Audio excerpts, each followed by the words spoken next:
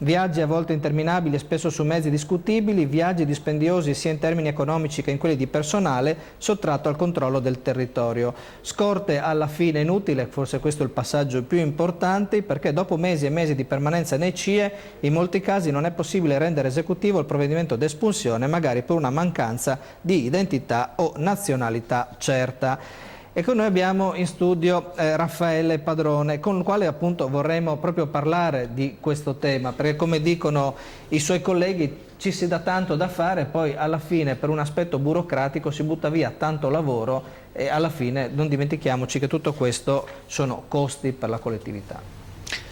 Certo, ben ritrovati. Io concordo con Tamaro, con quanto lui dice, ma spero solo che l'abbia fatto per replicare che in questo periodo, in questi anni, il numero dei poliziotti continua a diminuire, perché io da questi teleschermi nel 2009 dicevo queste cose, nel 2011 quando c'era un giorno sì, un giorno no, una rivolta presso soprattutto il CIE di Gradisca, con il direttore, dottor Liberti, con il direttore seguivamo queste vicende, quindi ripeto, sono cose che io dicevo già e denunciavo nel 2009.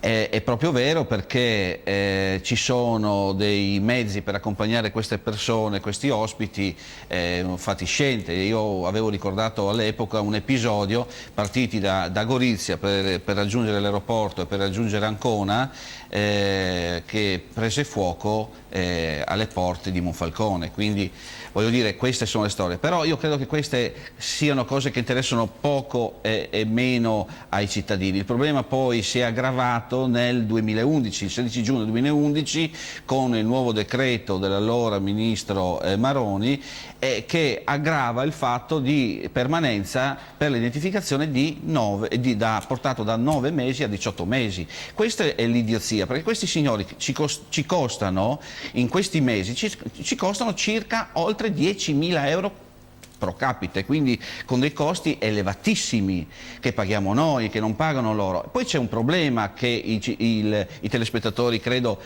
devono sapere, e l'avevo spiegato allora, cioè quando i diplomatici vengono a Gradisca per fare il colloquio di identificazione della cittadinanza, cosa succede?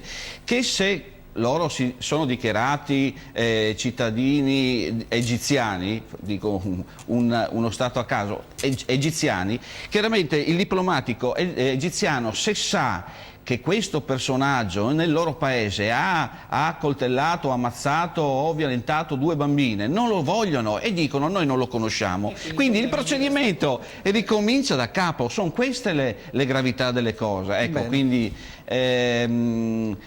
diciamo che 18 mesi per identificare una persona sono veramente troppi e danno spazio solo a organizzazione di rivolte. Questa è la verità.